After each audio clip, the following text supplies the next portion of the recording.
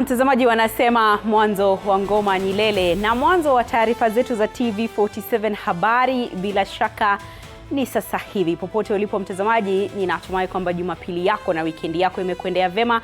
Ni fahari yangu tena kubwa zaidi kuungana nawe kwenye taarifa zetu jioni ya leo.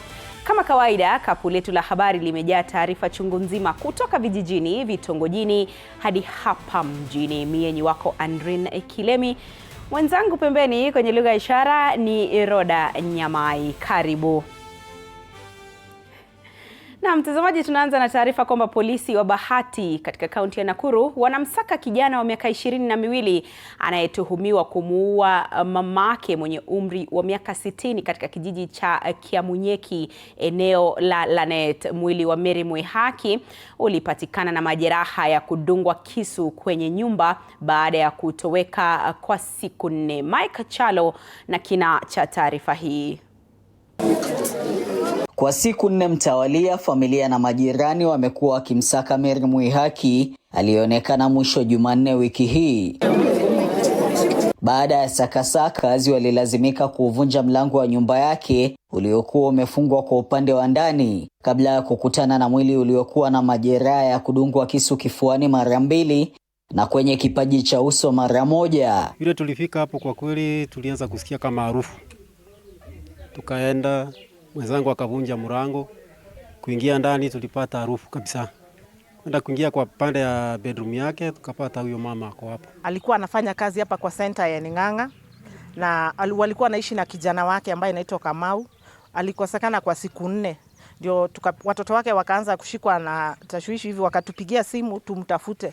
Tukiwa na huyu jirani tumemtafuta, ndio tukaingia tukaona hayuko. Mshukiwa mkuu wa mauaji ya Mary Mwihaki akiwa kitinda mimba wake mwenye umri wa miaka 22 walioishi pamoja kwenye boma hii na ambaye hajaonekana tangu Jumanne wiki hii. Ni mambo ambaye amefanyiwa ya kinyama sana.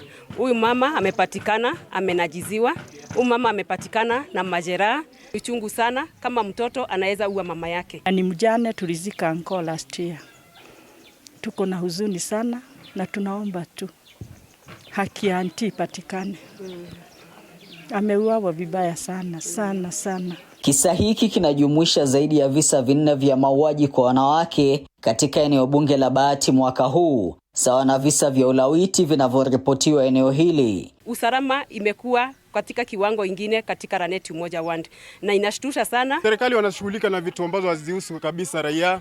Wanashughulikia mafuta huko kupandisha, lakini insecurity iko juu sana hapa Lanet. Awali Jacqueline Awore alikatwa shingo na mume wake Machi tarehe 30 na mwili wake kutupwa kwenye kware iliyoko kijiji cha Nyadhuna. Wiki 2 baadaye, Mary Njoki akiuliwa kwa kukatwa panga kwenye mzozo wa kimapenzi. Kisa hiki vile kinajiri wiki 1 tu baada ya kuuliwa kwa mchungaji Julius Ndumia kwenye kanisa la PCEA Tabuga.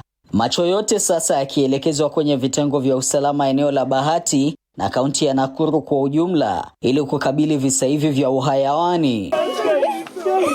Mike Chalo, TV47.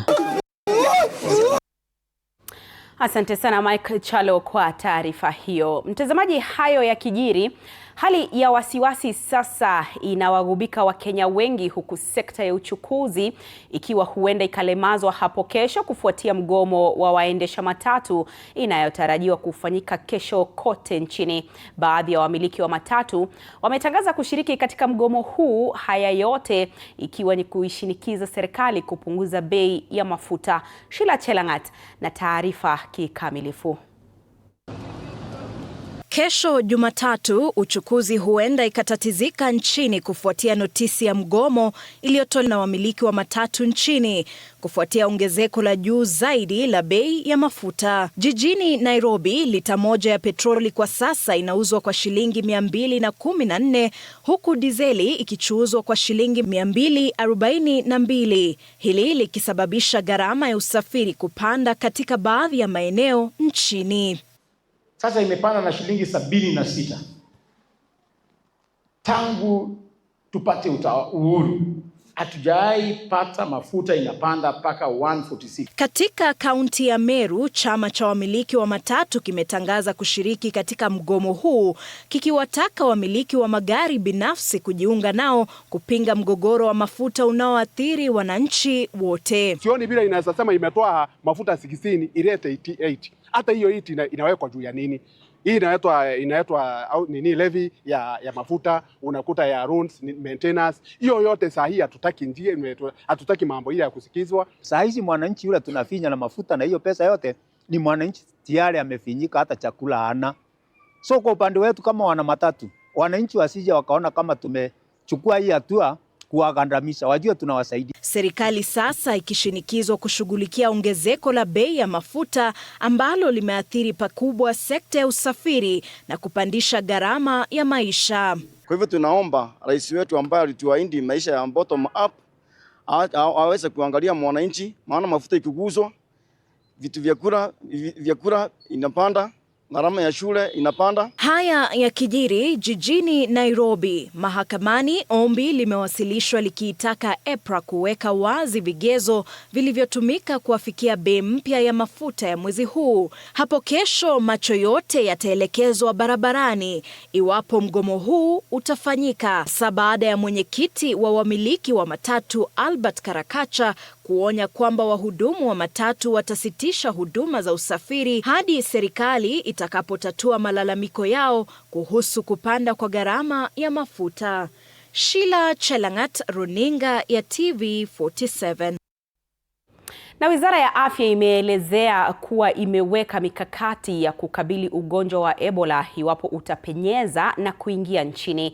Haya yanajiri wakati Shirika la Afya Duniani limetoa tahadhari kufuatia mchamko wa ugonjwa wa Ebola katika nchi za Jamhuri ya Kidemokrasia ya Kongo DRC na Uganda. Shirika la Afya Duniani limetoa tahadhari kufuatia mchamko wa ugonjwa wa Ebola katika nchi za Jamhuri ya Kidemokrasia ya Kongo na Uganda. Katibu katika Wizara ya Afya Mary Muthoni akizungumza wakati wa mkutano wa 7 wa Baraza la Afya Duniani mjini Geneva, Uswizi, amesema Kenya imeweka mikakati ya dharura kuhakikisha ugonjwa wa Ebola hauingii nchini. Ministry of Health has undertaken a number of steps. One, we have issued an advisory to the members of public through a press release, and this advisory is aimed to alert Kenyan population of the outbreak. And we also want to urge Kenyans to be very vigilant and to report any cases of suspected Ebola cases or the disease, and especially those who have a history of traveling to those particular countries that have been affected. Kulingana na shirika la WHO, kufikia tarehe 15 Mei mwaka huu, jumla ya wagonjwa 246 wanashukiwa kuwa na ugonjwa wa Ebola, huku vifo 80 vikiripotiwa, vikiwemo vifo vya wahudumu wa afya. Wagonjwa wengi wakiwa ni vijana kati ya umri wa miaka 20 na 39, huku wanawake wakiafikia zaidi ya 60% ya visa hivyo. Shirika la WHO limeeleza kuwa changamoto za kiusalama na vizuizi vya usafiri vinakwamisha ufuatiliaji na uchunguzi wa ugonjwa huo nchini DRC. Ituri, eneo lililoathirika, ni kitovu cha biashara, na ukaribu wake na Uganda na Sudan Kusini unaongeza hatari ya maambukizo kuvuka mipaka. Ebola ni ugonjwa unaosababishwa na virusi aina ya kirusi cha Bundibugyo. Ni mojawapo ya virusi vinavyosababisha Ebola. Ugonjwa huu unasababisha homa kali, kutokwa na damu na mara nyingi vifo. Ebola inasambaa kupitia kutagusana kwa moja na damu au tishu za mtu aliyeambukizwa, kugusana na watu waliofariki kwa Ebola wakati wa mazishi bila tahadhari, kupitia wanyamapori kama popo na nyani ambao ni vyanzo vya maambukizi. Hatari kubwa ipo kwa wahudumu wa afya bila vifaa vya kinga. WHO imetangaza mchamko huu kuwa dharura ya afya ya kimataifa na kuwa imesambaza vikosi vya wataalam, vifaa vya matibabu na kuimarisha ufuatiliaji na ushirikiano wa kikanda. Tukiachana na haya ya afya, sasa tuangazie mengine, na ni kwamba Rais William Ruto amewasili jijini Baku, Azerbaijan kuhudhuria mkutano wa 13 wa miji duniani ambao umeandaliwa na shirika la Umoja wa Mataifa la kuhudumia miji UN Habitat. Kongamano hili likijiri wakati ambapo kuna upungufu mkubwa wa makazi bora duniani na umeendelea kuwa changamoto kuu, huku zaidi ya watu bilioni 3 wakikosa nyumba bora za gharama nafuu. Mwandishi wetu Mwaluse Meshak na taarifa hii kikamilifu. Changamoto za makao bora duniani, hususan bara la Afrika, imezidi kukumba watu zaidi ya bilioni 3 kote duniani. Tatizo hili likichochea ukuaji wa makazi yasiyo rasmi na kuongeza hatari za kijamii na kiafya katika mingi inayoendelea. Kwa sasa, suluhu zinaanza kujitokeza kupitia ushirikiano wa kimataifa na uwekezaji katika maendeleo ya miji endelevu. Katika mkutano wa 13 wa miji duniani unaoandaliwa na shirika la Umoja wa Mataifa la kuhudumia miji, yani UN Habitat, jijini Baku, viongozi wa dunia akiwemo Rais Ruto wamekutana kujadili mikakati ya kukabiliana na mgogoro huu. Leo Jumapili, Rais William Ruto amewasili jijini Baku, Azerbaijan, ili kufanya mkutano na Rais Ilham Aliyev. Mkutano huu umeongoza juhudi za kuimarisha ushirikiano kati ya Kenya na Azerbaijan. Viongozi hawa wamesisitiza umuhimu wa mipango ya makazi nafuu na miji jumuishi. Mazungumzo kati ya Kenya na Azerbaijan yakiongozwa na Rais Ilham Aliyev yanalenga kuimarisha uwekezaji katika sekta za nyumba, kawi safi, mafuta na gesi. Ushirikiano huu unatarajiwa kusaidia katika kufanikisha lengo la Kenya la kuzalisha megawati 10,000 za umeme na kupanua upatikanaji wa makazi bora nchini. Mkutano huu kati ya Rais William Ruto wa Kenya na Ilham wa Azerbaijan pia umejadili njia mpya za kifedha, uboreshaji wa makazi yasiyo rasmi na athari za mabadiliko ya tabia nchi kwa maendeleo ya miji. Kupitia azimio la Baku Call to Action, nchi wanachama wa Umoja wa Mataifa zinatarajiwa kuweka mikakati thabiti ya kutekeleza ajenda mpya ya miji na kuboresha maisha ya mamilioni ya watu duniani. Hatua hizi zinatoa matumaini mapya kuwa kupitia ushirikiano na ubunifu, dunia inaweza kushughulikia tatizo la makazi na kujenga miji salama na endelevu kwa wote. Zaidi ya wajumbe 32,000 kutoka nchi 180 wakiwemo viongozi wa nchi, mamea, wataalamu wa mipango ya miji, sekta binafsi na asasi za kiraia watahudhuria, huku mkutano huu ukitarajiwa kukamilika tarehe 22 Mei mwaka huu 2026. Mwaluse Meshak, TV47, Nairobi. Katika ulingo wa kisiasa ni kwamba kiongozi wa chama cha ODM Oburu Oginga amewajibu viongozi wa mrengo wa Sifuna waliokuwa wakimtaja kuwa mdhaifu, akisema bado ana uwezo na nguvu ya kuendelea kuiongoza ODM. Akizungumza katika mkutano wa wajumbe wa ODM uliofanyika Kisumu, Oburu amesema viongozi wa chama wanapaswa kushirikiana badala ya kuendeleza mgawanyiko ndani ya chama hicho. Wakati huo huo, mwenyekiti wa ODM Gladys Wanga ametetea mpango wa chama hicho kushirikiana na serikali, akisema hatua hiyo inalenga kuhakikisha maendeleo na maslahi ya wananchi yanazingatiwa. You cannot just talk against the party policy and you still expect to hold high office in the same party. You cannot. You cannot. You think we are weak. We think we are weak. You think Oburu is old. You think Oburu is weak. I can assure you I am not weak.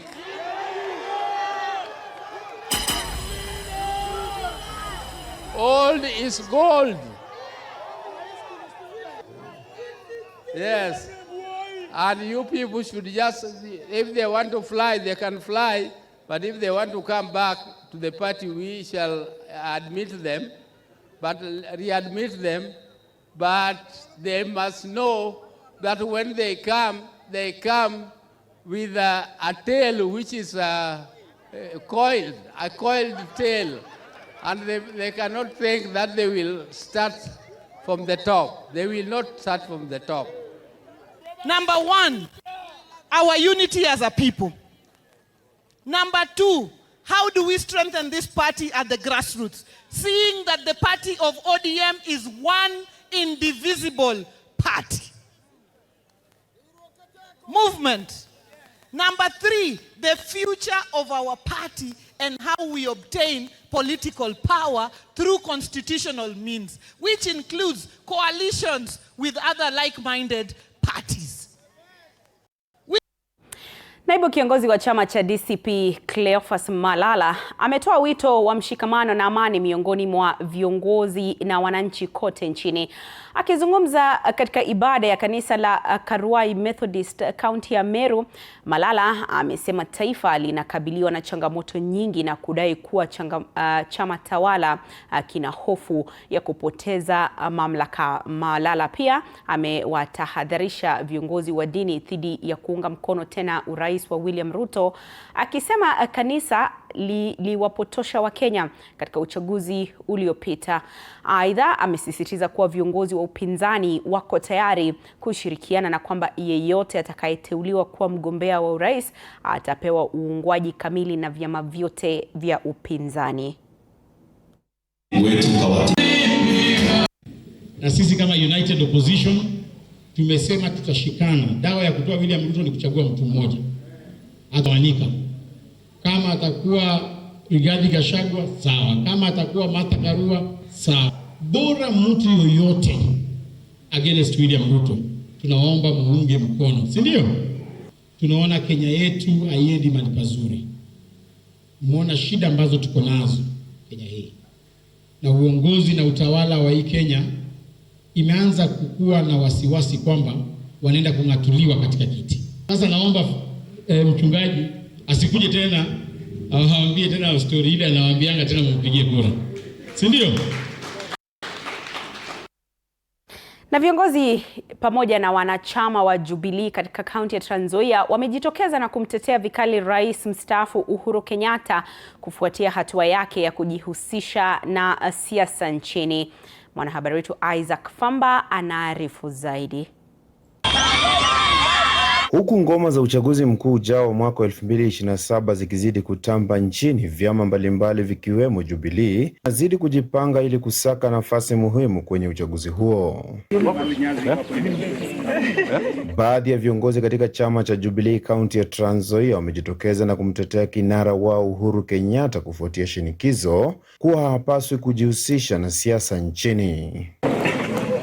Viongozi hao wakiwemo Dorcas Njenga ambaye ni mwaniaji ugavana kwenye chama hicho wamemtetea pakubwa Uhuru na kusema kuwa ana haki ya kidemokrasia kujihusisha na siasa. Sioni vibaya Mheshimiwa Uhuru Kenyatta akiweza kusimama pale kama kiongozi ambaye ako na experience ya kuongoza Kenya, ako na experience ya kuprotect Kenya, ako na experience ya kuweza hamasisha Kenya pali inatakikana kuenda, kunyamaza ili asiweze kutupatia direction.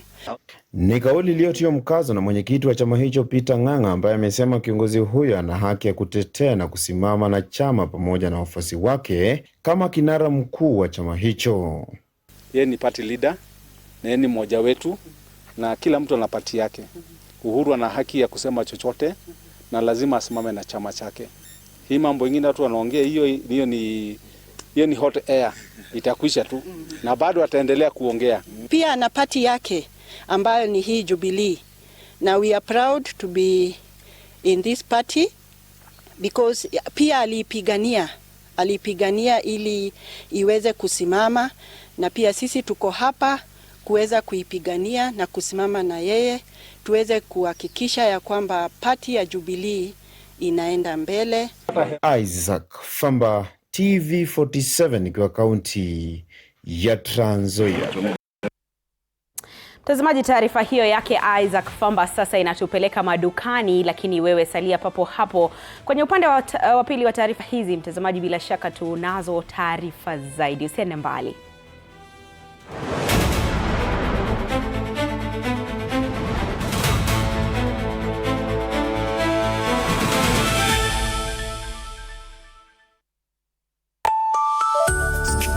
At 8:30 p.m. Good morning. You have my rent? Leo jioni kama tutakuwa tumelipa rent, nauza hizi yako. Hamna pesa. I need 3 days to make my nails today. Sasa hivi natuhusu aje? Can I order now? Do you ship? Can I get blinking ones? Mimi nilikuwa na trade. Nimewekelea kitele yangu. Kitele yangu na trade. Ikikunywa maji. Oh my God. He left me. Nitumie ni line. Uko nje kuna wifi. Why? Hi-fi? Wait, so what do we call this dish again? I have no idea. The cucumbers are there specifically for my beauty routine. Tangulini kero umeka kwa beauty product. Na ameenda. Tunafaa tukuwe na logo yetu. Like, si ni brand already. We won't entertain divas. No. I'm not dealing with a man child. Amazing. Nishapenda hii energy. Sundays at 8:30 p.m. on TV47. Saturday at 8:30 p.m. My father used to tell me that our hotel is the home for travelers. I guess I forgot that. Recently, it's been more of a mirror of my own ambition. We might fail. We will probably fail, but not for a lack of trying. So for the last time, and the first time, welcome to Connect In, the best experience in Eastern Central Africa and its environs. Saturday at 8:30 p.m. on TV47. Wednesdays at 8:30.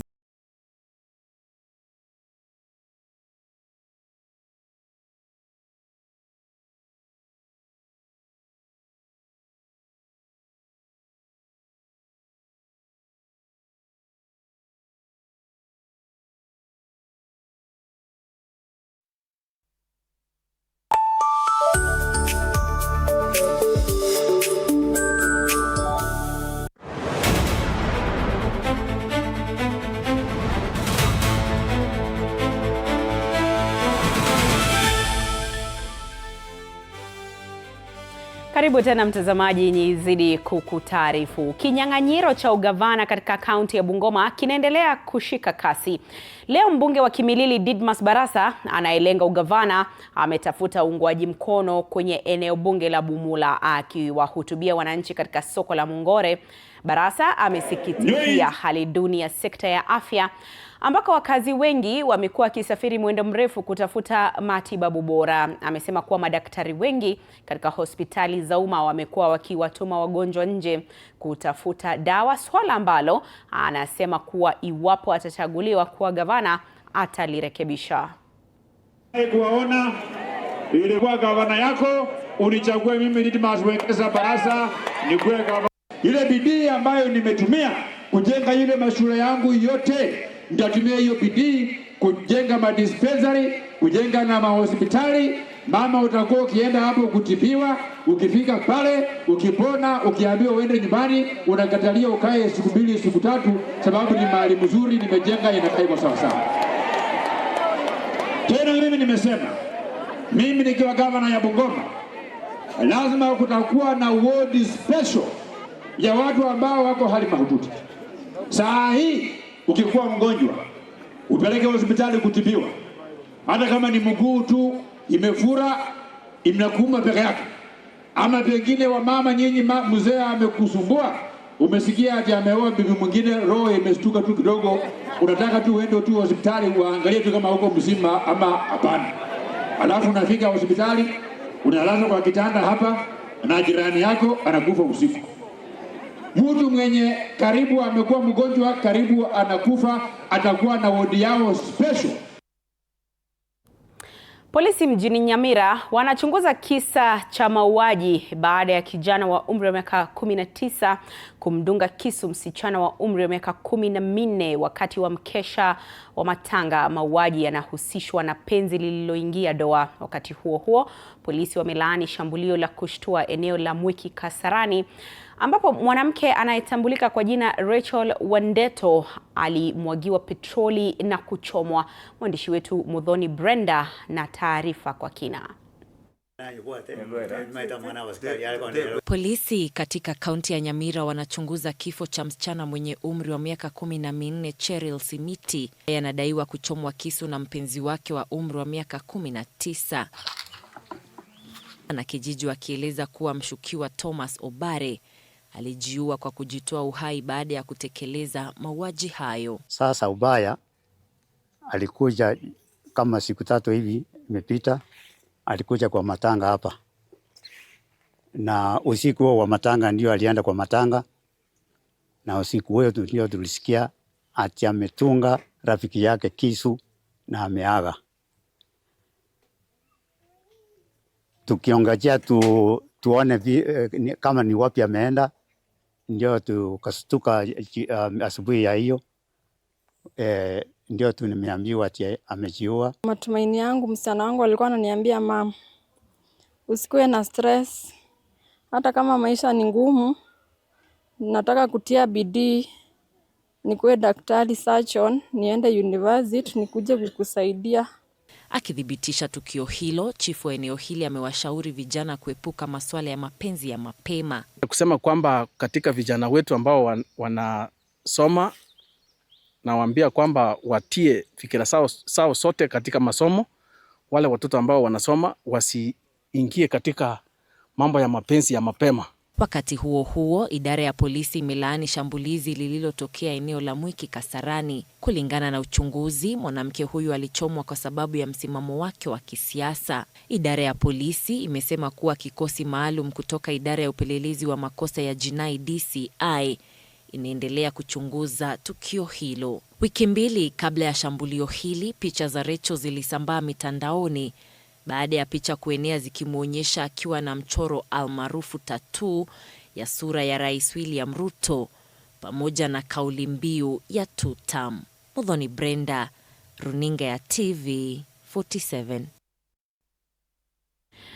Mtazamaji, je, sauti za wanawake na wasichana zinasikika kweli katika jamii? Au sikio la haki limeendelea kuwa bubu huku wengi wakiteseka kimya kimya?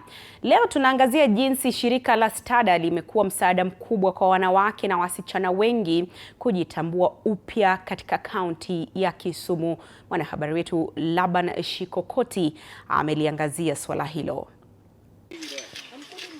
Kwa miaka mingi, wajane na wanawake walio katika mazingira magumu wamekuwa wakikumbwa na changamoto mbalimbali, ikiwemo kunyanyaswa, kunyang'anywa mali, kutengwa pamoja na kuachwa bila makazi wala matumaini ya maisha bora. Kupitia shirika la STADA lenye makao yake Kisumu, wanawake hawa sasa wanapata nafasi ya pili ya kujijenga na kupata matumaini mapya maishani. Baadhi ya wajane katika eneo bunge la Nyakach wamejengewa nyumba mpya baada ya kuishi kwa miaka mingi katika hali ngumu na ya kusikitisha. Wengine kama Lydia Auma Otieno wamepata msaada wa kisheria katika vita vya kurejesha ardhi zao ambazo zilikuwa karibu kunyakuliwa. Sasa bile ule alifundisha sisi, niliona niende niangalie namba ya hii area, hii plot. Nilete surveyor waangalie, halafu niende nichukue title deed. Sijafika huko, lakini niko kwa process.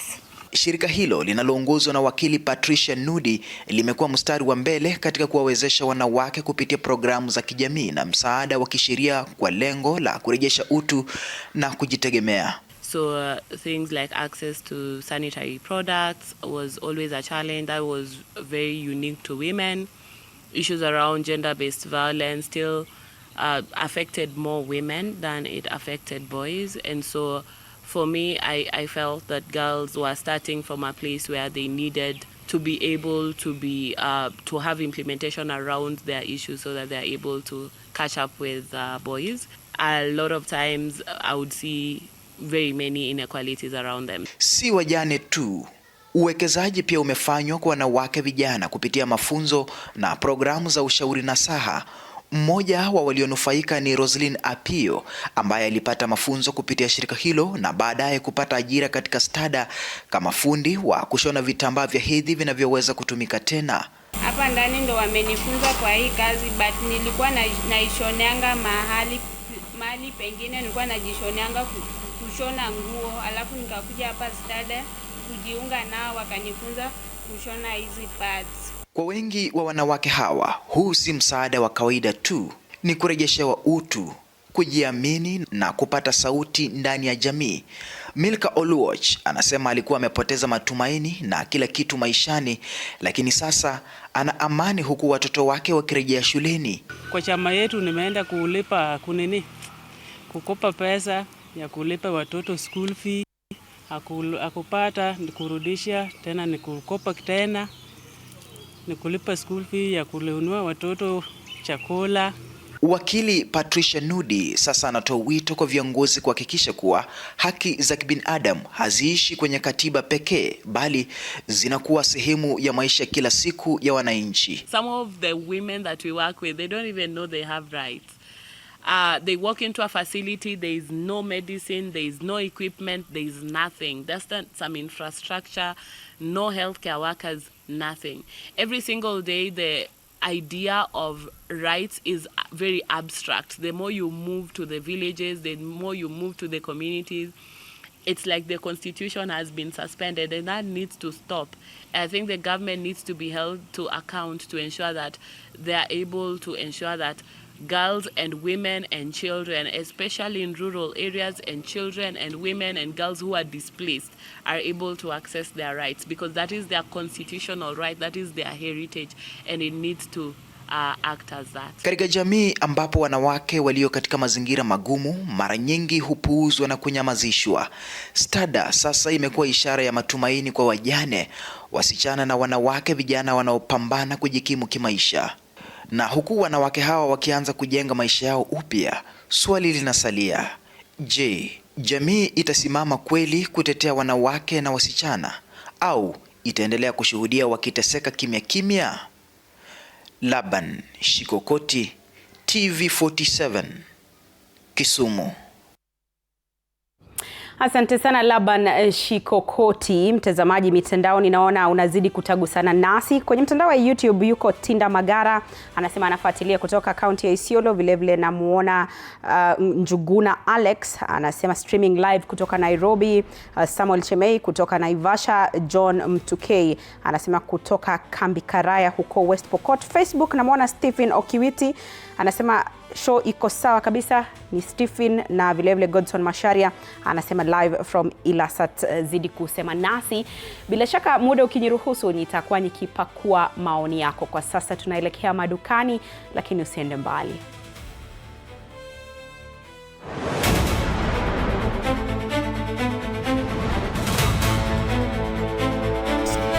At 8:30 p.m.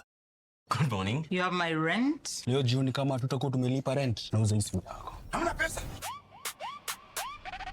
I need 3 G's to make my nails today. Sasa hivi natuhusu aje? Can I order now? Do you ship? Can I get blinking ones? Mimi nilikuwa na trade. Nimewekelea kitele yangu. Kitele yangu na trade. Ikikunyuma. Oh my God. He left me. Nitumie ni live. Uko nje kuna wifi. Why? Hi-Fi? Wait, so what do we call this dish again? I have no idea. The cucumbers are there specifically for my beauty routine. Tangu lini kero umeka kwa beauty product? Na ameenda. Tunafaa tukuwe na logo yetu. Like, si ni brand already. We won't entertain divas. No. I'm not dealing with a man child. Amazing. Nishapenda hii energy. Sundays at 8:30 p.m. on TV47. Saturday at 8:30 p.m. My father used to tell me that our hotel is the home for travelers. I guess I forgot that. Recently, it's been more of a mirror of my own ambition. We might fail. We will probably fail, but not for a lack of trying. So for the last time, and the first time, welcome to Connect In, the best experience in Eastern Central Africa and its environs. Saturday at 8:30 p.m. on TV47. Wednesdays at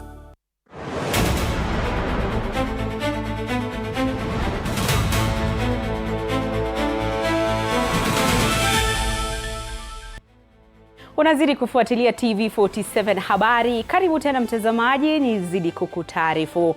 Wakulima wa kahawa katika kaunti ya Kirinyaga sasa wanavuna mabilioni ya pesa katika msimu unaotajwa kuwa miongoni mwa mafanikio makubwa zaidi ya kahawa katika historia ya hivi karibuni.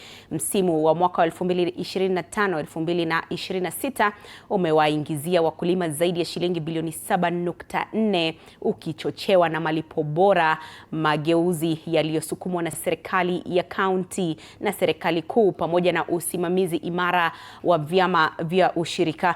Mwandishi wetu Mike Kagwongo alitembelea kaunti ya Kirinyaga kushuhudia jinsi mageuzi hayo yanavyobadilisha maisha ya wakulima na kuandaa taarifa ifuatayo. Mashamba ya kahawa yaliyopambwa kwa kijani kibichi Kirinyaga sasa yanang'ara kwa tumaini jipya. Kwa maelfu ya wakulima wadogo, mapato ya msimu huu si nambari tu, bali ni tunu ya jasho. Uvumilivu na mageuzi yaliyopandwa kwa miaka na sasa yameanza kuzaa matunda ya dhahabu. Msimu huu wakulima walilipwa kati ya shilingi 104 hadi shilingi 157 kwa kila kilo ya kahawa mbichi, huku kaunti ikirekodi malipo ya wastani ya shilingi 139 kwa kilo. Katika viwanda vya Nyanja, Kiang'oi na Kii, wakulima wanasema uongozi bora na usaidizi wa haraka kutoka kwa vyama vya ushirika pamoja na serikali ya kaunti umerudisha imani katika kilimo cha kahawa. Mwaka huu iko poa sana, lakini tunatarajia malipo mazuri kuliko ya mwaka huu next year. Kama kuongezewa fertilizer, madawa ya kulima na hizi vifaa ya kulima kama jembe, mawilbaro. Hizo vitu zinatumika kwa kulima. If you move around, our roads are fair enough.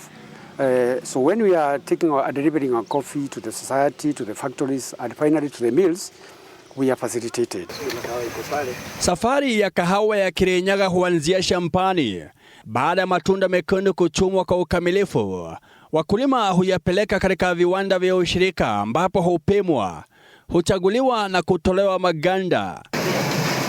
Katika viwanda hivyo, matunda ya kahawa husagwa kuondoa ngozi ya nje kabla ya kuchachushwa na kuoshwa. Baadaye, kahawa hukaushwa kwenye meza maalum chini ya mwanga wa jua ili kuhifadhi ubora na ladha yake ya kipekee. Fortunately, we have the solar dryer. Like now you can see the weather is not conducive for proper drying. That is where the solar dryers now come in handy. Because after washing the coffee, we can take it to the solar dryers. Baada ya kukaushwa, kahawa husafirishwa hadi kwa viwanda vya kusindika ambapo hupigwa, hupangwa kwa madaraja na kufungashwa kabla ya kuuzwa katika masoko ya mnada au kusafirishwa nje ya nchi. Coffee exchange in Nairobi, which is held weekly. Then we have the direct sales window. Direct sales, this is a relationship business where we can actually engage with the buyer who is outside the country. Serikali ya kaunti imewekeza katika miche ya bei nafuu, mbegu na mbolea, huduma za kitaalamu pamoja na miundombinu ya kisasa ya kukausha kahawa ili kuimarisha ubora wake. Our focus is production per coffee bush. We tell our farmers one clerical call that farmer does not produce cherry. Farmer does not produce cherry.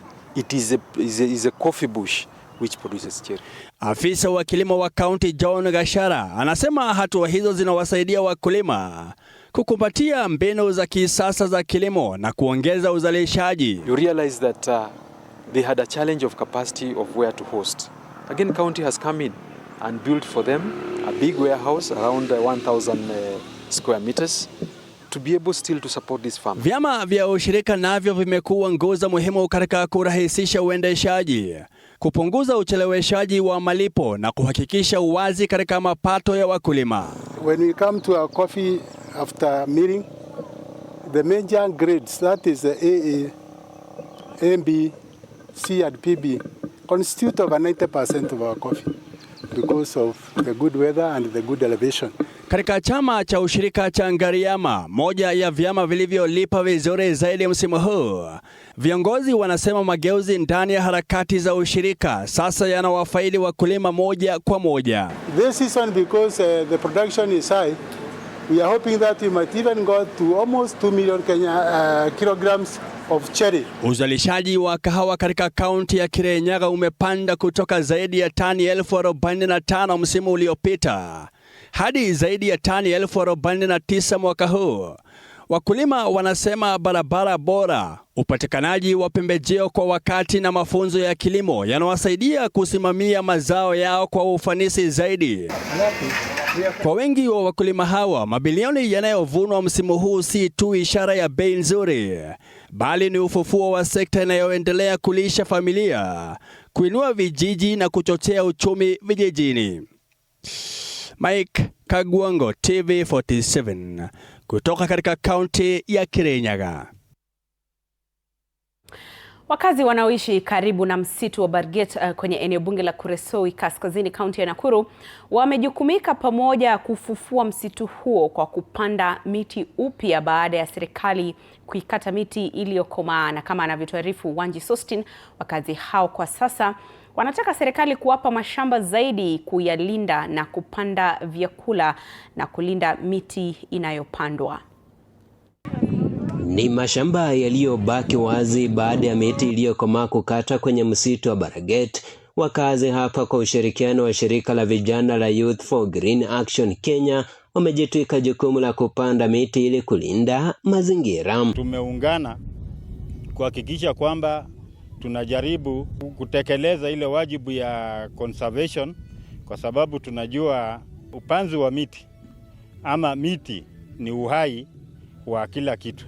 Tunahitaji ni kuhifadhi misitu ambaye Mr. President asema tupande 15 billion trees. Wakazi hao wakiongozwa na Joseph Rotich kwa sasa wameitaka serikali kuwafaa na mashamba zaidi kando na kutunza miti waweze kujinufaisha kiuchumi. Tunataka tena pale miti imeshawekwa raha lijitokeza kwa manufaa yao ambaye kwa pesi ya kwanza wameshatoa viazi hapo na miti imeshakuwa na miti na kufunguza. Wakitumia namna hiyo, tunaomba tena wa president kama kuna msitu ingine waendelee kupatia raia. Tumeona hiyo umuhimu ya kupanda miti itarudisha ile hadhi ya area yetu ya Barget. Mkurugenzi mkuu wa YGAK Dennis Asia anasema kuwa analenga vijana kwenye uhifadhi wa mazingira nchini kutokana na kisomo walichonacho kuhusiana na athari ya mabadiliko ya anga na kuafikia lengo la rais la kupanda miti bilioni 15 ifikapo mwaka 2032. So whenever we have the project, we target the youth who are in this case one energetic, plus two, they are in a position more to understand about climate change, about climate action, and also to incorporate their energy into something meaningful. We believe that they are participating in anchoring the soil, preventing soil erosion, and also helps in cleaning the air. Desmond Mokolo ambaye ni msimamizi mtendaji wa shirika la Design Gallery ambao ni wafadhili wa upanzi wa miti 200,000 katika msitu huo anasema kuwa analenga miti milioni 1 ifikapo mwaka 2027. Our target by 2027 is to grow 1 million trees. By the beginning of this year we had already done 705,000 trees. So by the end of this year, we are targeting to be at around 900,000 trees. Tumaini kwamba tukimaliza mwaka huu wa 2026 tutakuwa kama tumepanda 900,000. Juhudi hizi zimetiliwa mkazo na mkurugenzi wa idara ya hewa kaunti ya Nakuru Julius Kilemba anayesema kuwa Kuresoi kaskazini ilikuwa mojawapo ya maeneo ambayo yalikumbwa na changamoto za mabadiliko ya hali ya anga, ila sasa ni afueni kwa wakazi. Hawakuwa wakipata mvua kama wakati huu. Sasa hivi unaona imebadilika na wanapata mvua. Wanji Sustin, TV47. Na upatikanaji wa huduma za afya bado ni changamoto kubwa katika hospitali nyingi za vijijini nchini, huku wagonjwa wengi wakilazimika kusafiri mamia ya kilomita kupata huduma za upasuaji au huduma za dharura. Hata hivyo, kaunti ya Makueni sasa inatoa tumaini kwa wagonjwa na madaktari kupitia ushirikiano mpya wa afya ya kidijitali unaotumia teknolojia kuimarisha huduma za afya. Linda Alela na taarifa kamili. Hofu kwa akina mama wajawazito wanaokumbwa na changamoto wakati wa kujifungua, kuchelewa kupata matibabu inaweza kuwa kubwa. Lakini kwa Mwende mwenye umri wa miaka 25 kutoka kaunti ya Makueni, teknolojia inabadilisha hofu kuwa matumaini. Mwende sasa ni mfano hai wa waliofaidi na mageuzi makubwa ya huduma za afya ya kidijitali yanayoendelea katika kaunti ya Makueni, kufuatiwa kutiwa saini kwa makubaliano kati ya serikali ya kaunti ya Makueni, Mawingu Networks na Proximi. Wakati nilipoanza kupasuliwa, niliambiwa nitarekodiwa, na nikirekodiwa kama kuna kitu inaweza happen, kamera zinachukua na madaktari wengine wanaweza kusaidia. Ushirikiano huu utawezesha hospitali za umma kupata huduma bora za mtandao ili kusaidia ushirikiano wa moja kwa moja kati ya wahudumu wa afya wa maeneo mbali na madaktari bingwa, hasa katika huduma za dharura, upasuaji na afya ya uzazi. Of course, not everything will be accepted 100%. Kwa hivyo watu lazima kwanza waelewe ni nini ambacho mmeleta. Kwa hivyo mimi niko open-minded. Akizungumza kuhusu hatua hiyo, gavana wa Makueni Mutula Kilonzo Jr. amesema uwekezaji wa kaunti katika mfumo wa kidijitali na matumizi ya Proximi umechangia Makueni kurekodi vifo 0 vya wajawazito mwaka wa 2023 na mwaka wa 2024. The time required between saving a child and a child dying is 1 minute. So you can imagine if you have service interruption for 1 minute. That is enough to lose somebody. Gavana Kilonzo pia ameonyesha matumaini kuwa mfumo wa afya wa kidijitali wa Proximi unaweza kuenezwa kote nchini ili kusaidia kufanya huduma za afya kuwa nafuu na kufikika kwa Wakenya wote. Because we don't have many specialists and yet the facilities are so big. The question is what are we going to do to ensure that we can ensure that the person who is in the farthest location in Makueni in 242 facilities can get the services that are done at the center. Central Referral Hospital connecting sub-county hospitals digitally to enable the best possible care for citizens where they are. Kwa familia nyingi za Makueni, matumaini ni mengi. Wanataka huduma bora za afya zilizo karibu, nafuu na kuzipata kwa urahisi. Linda Alela, TV47. Na shirika la Msalaba Mwekundu nchini linaendelea kuhamasisha jamii kuhusu umuhimu wa kuwa tayari kukabiliana na majanga na hali za dharura kupitia mafunzo na shughuli mbalimbali za kijamii. Mwanahabari wetu Robert Gakure na taarifa kamili. Ni katika mtaa wa Murang'a ambapo shirika la Msalaba Mwekundu limefanya matembezi ya kila mwaka yaliyowaleta pamoja wanafunzi wa shule za sekondari za juu kutoka sehemu mbalimbali za kaunti hii. Lengo kuu la matembezi hayo likiwa ni kuhamasisha jamii kuhusu namna ya kujikinga na majanga pamoja na kutoa msaada wa dharura wakati wa hatari, hasa wakati kaunti ya Murang'a inaendelea kushuhudia majanga kama maporomoko ya ardhi. We have had quite a number of issues related to landslides, issues related to floods that have affected several families and households within this particular county. And this event themed being aware, be safe, be ready is designed to create awareness, to create advocacy to the community. Washikadau mbalimbali wanasema mafunzo yaliyotolewa yatawasaidia wanafunzi kupata ujuzi wa kuokoa maisha hasa wakati wa dharura shuleni. They have been able to be impacted in a positive way on how they can handle some of the challenges that they face. One is on dealing with epilepsy cases, talk about headache, talk about choking, among other things. And by them being able to be taught on the first aid issues like those ones, it really impacts them positively. Aidha, wito unatolewa kwa serikali kuu na serikali za kaunti kuendelea kusaidia shirika hili ili liweze kuendeleza shughuli zake za uokoaji na mafunzo kwa jamii. National government, county government and all stakeholders to really support the Red Cross community, because you see most of them have, when they go for these rescue missions, there's what remains as trauma because of the challenges and the things they get to see and the struggles they undergo in terms of trying to save their lives, and most of these people are volunteers. Robert Gakure, TV47, Murang'a. Asante sana Robert Gakure kwa taarifa hiyo. Furaha ya kweli haina bei. Kando ya mpaka wa Nyandarua na Nakuru, vijana wameigundua siri hiyo katika lugha moja rahisi ambayo haina maneno bali ina sauti tu, mpigo wa honi na moyo unafurahi. Faith Wangare na taarifa hii. Hapa kwenye lango la kuingia kaunti ya Nakuru kutoka kaunti ya Nyandarua, vijana wa mpaka huu wako pilka pilka.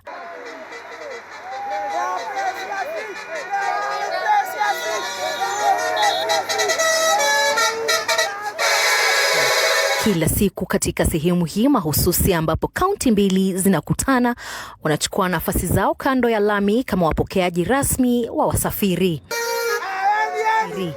Si kwa pesa wala kwa sifa, bali kwa kitu kimoja tu ambacho hakigharimu chochote: furaha ya honi, sauti inayowaacha wengi wakitabasamu.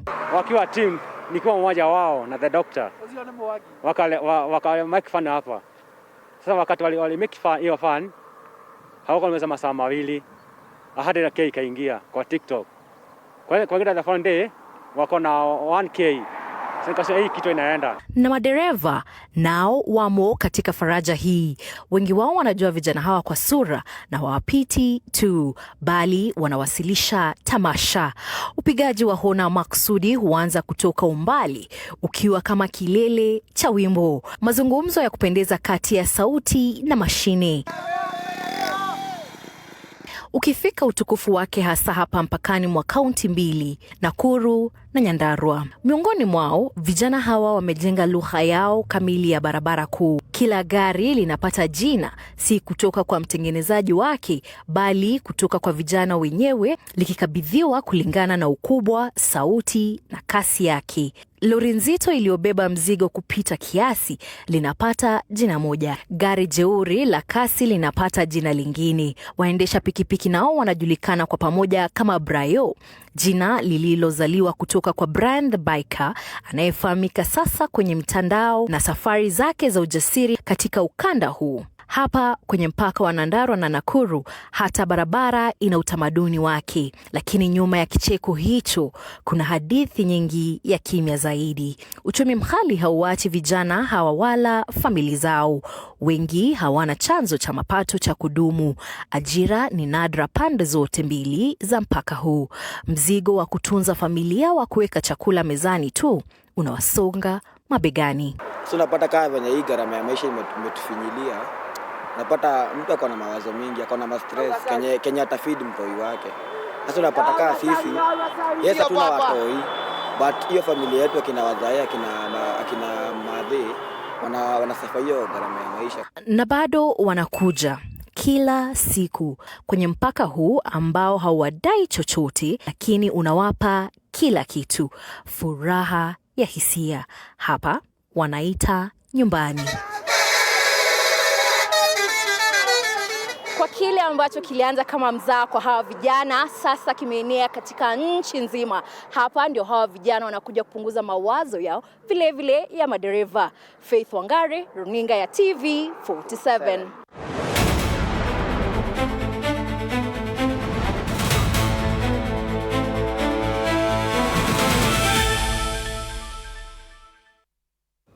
Na michezoni ni kwamba timu ya taifa ya soka ya kina dada wasiozidi umri wa miaka 17 Junior Starlets wametangaza kikosi chao cha mwisho kuelekea mchezo wa kufuzu kombe la dunia dhidi ya Uganda.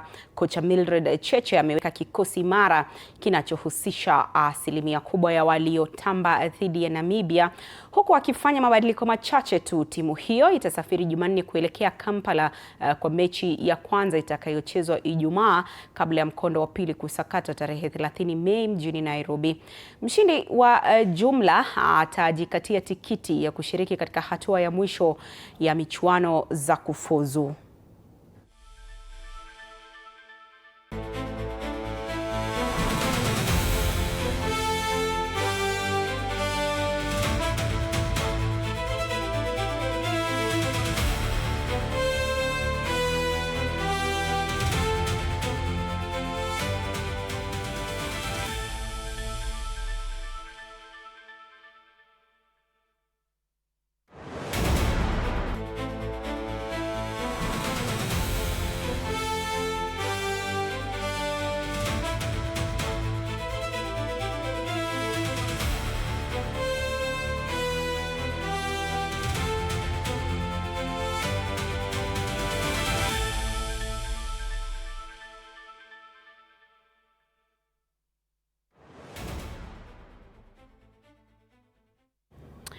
Na timu ya Shabana ilichukua nafasi ya 4 kwenye jedwali la ligi kuu ya soka nchini kwa kuibwaga Bidco United bao 1-0 mjini Kirinyaga. Mshambulizi wa taifa la Kongo Batshi Mambote alipachika bao la ushindi kupitia mkwaju wa penalti na kuhakikishia Shabana inachukua nafasi ya 4 kwenye jedwali ya jumla kwa alama 51 baada ya mechi 32. Ushindi huo ulihakikishia timu ya Bidco United inahusishwa au inashushwa daraja hadi kwa ligi ya soka ya NSL kwa mara ya kwanza baada ya msimu wa 6 kwenye ligi kuu ya FKF. Ile kitu tulikuwa nataka imefanyika, but tulianza vibaya, but second half imekuwa best because ama jamaa walikuwa na drop back, walikuwa wanacheza na low block, na mtu anacheza na low block it's very hard to score against him, so we had to bring in 2 strikers to change the dynamics of the game. Game zetu zote tumecheza, imekuwa about coach na push, but players hawana ile ukakamavu wa kushinda mechi kama hii ya leo. First half 0-0 and then second half una make blunder ambayo ina cost team. So game zetu zote zenye tumecheza imekuwa ni hivyo tu. Makochi wanapush, wanafanya kila kitu, but sasa ikikuja kwa wachezaji wanajipeana tu, wanajipeana.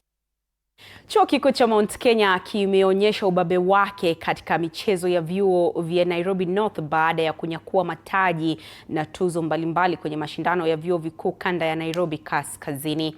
MKU ilitoa mataji 10 ya ubingwa katika michezo tofauti, huku ikimaliza kama mshindi wa pili kwa jumla, pamoja na kutajwa chuo bora binafsi na mwenyeji bora. Uongozi wa michezo ikiongozwa na William Luta umesifia nidhamu na kujituma kwa wachezaji hao katika miezi 7 zilizopita.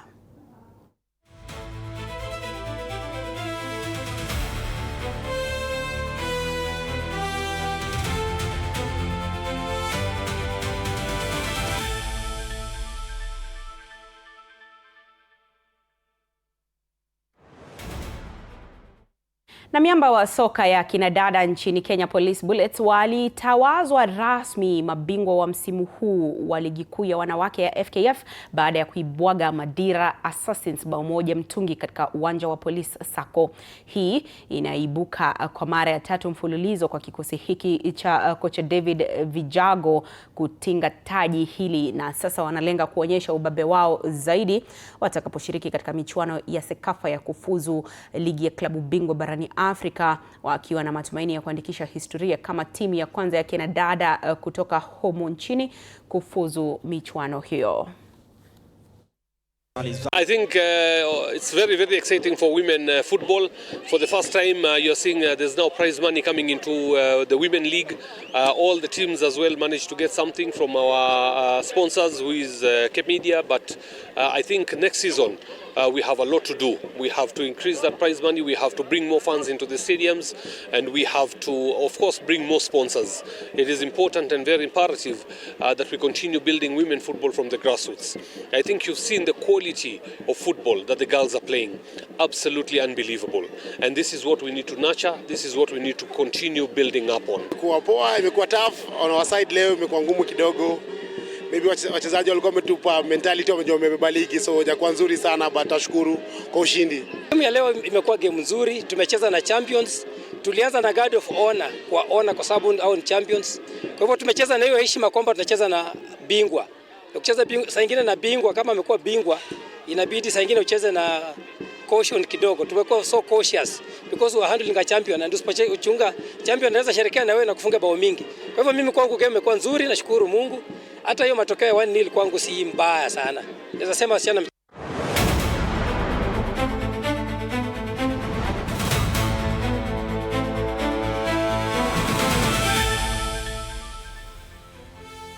Watazamaji wanasema ngoma ikipigwa sana huenda ikapasuka. Hii yetu ya TV47 habari isije ikapasuka.